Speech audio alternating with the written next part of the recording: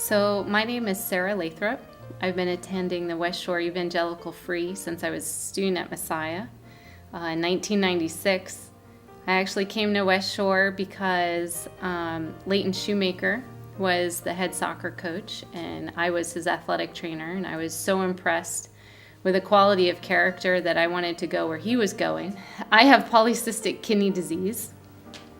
This is a disease that takes over your kidneys over time. It destroys the ability of my kidneys to function and filter out waste products and toxins and everything. And so eventually my kidneys shut down, and those toxins build up in my body until it becomes problematic and I need a kidney transplant. There's no cure except for a kidney transplant.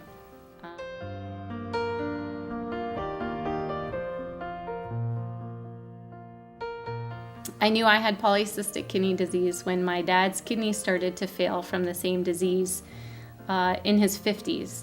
So in an effort to provide my dad with a live organ donation, all of my siblings and I were tested to see if we would be a match. And it turned out that not only does my dad have polycystic kidney disease, but my older brother and my younger brother also have polycystic kidney disease. And so as far as being able to obtain a kidney from a family member, that wasn't going to be possible because we all had the disease.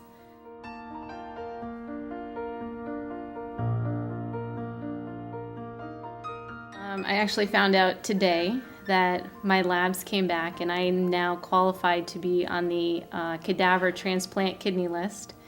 So as of today, my transplant process will start. The first step for me is to have all sorts of testing done. Every inch of your body, they poke and prod and test and stick you with lots of needles and put you in tubes and scan your body.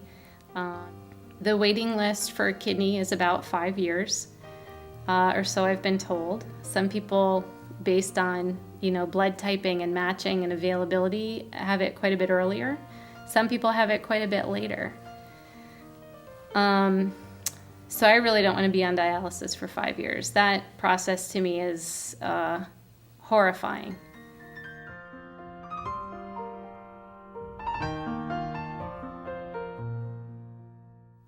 I am quite symptomatic. I think sometimes because of my family's history, and my brother just had a transplant, my dad's on the transplant list, I think sometimes I don't say as much because there's already enough stress.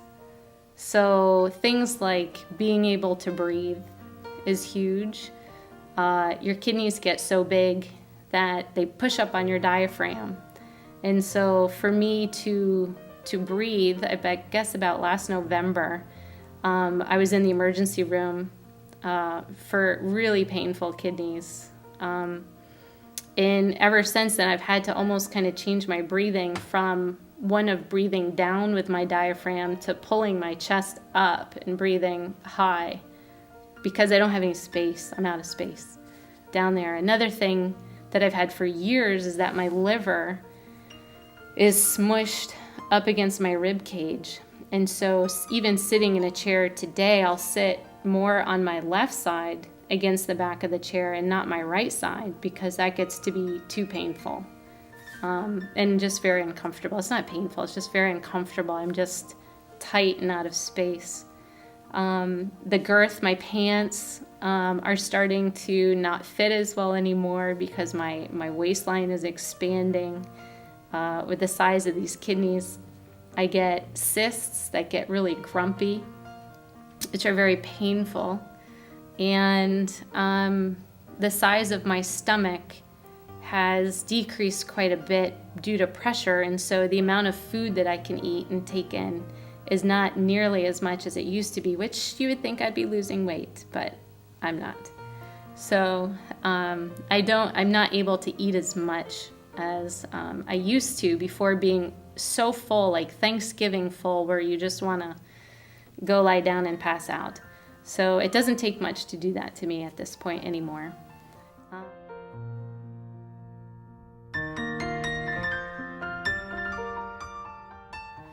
And so looking at dialysis in my very near future, I know the stats as well, which is scary.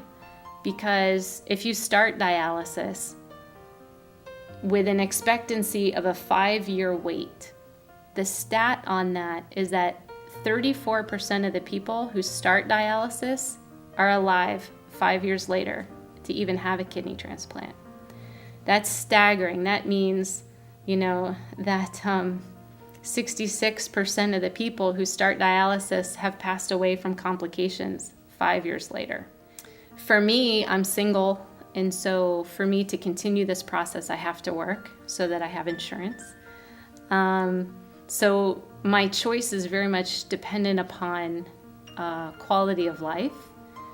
Do I want to spend 3 days? Am I going to be able to keep my job if I need to do hemodialysis and having to go to the clinic 3 days a week to do blood exchanges? And being in medicine, and that's going to be very difficult to do because we don't have clinics in this area that are accommodating to people who are working. Pretty much the majority of people on hemo are not working. And you don't feel really good enough to be working. So that's a consideration. If I do peritoneal dialysis, the consideration is that my kidneys are so big that am I going to be able to put all that fluid in my belly so that I can carry 2 liters in my belly or 2.5 liters of fluid in my belly all day and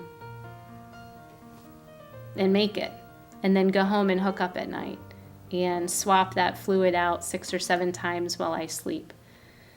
So that's my choice right now, and so that's a choice that we're having to make, and I'm making that with pros and cons of infection rates and rehospitalizations and what my insurance will pay for.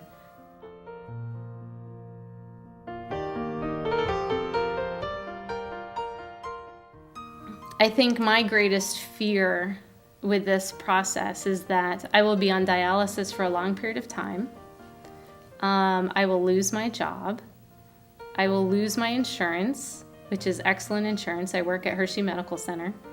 And I have worked in a situation with individuals who had Medicaid and Medicare. And I know the challenges that are with those types of insurance in this area and the very few amount of providers that accept that insurance anymore because they can't afford to have those patients in their practice. So my nephrologist doesn't take Medicaid or Medicare anymore, so I would have to completely switch providers, which would be upsetting because she's been following my care for a very long period of time. So I want to be able to maintain working. I want to be able to maintain my job. I don't want the fatigue to be so overwhelming that I can't continue to work. So it's tricky. It's a very tricky disease to manage on your own.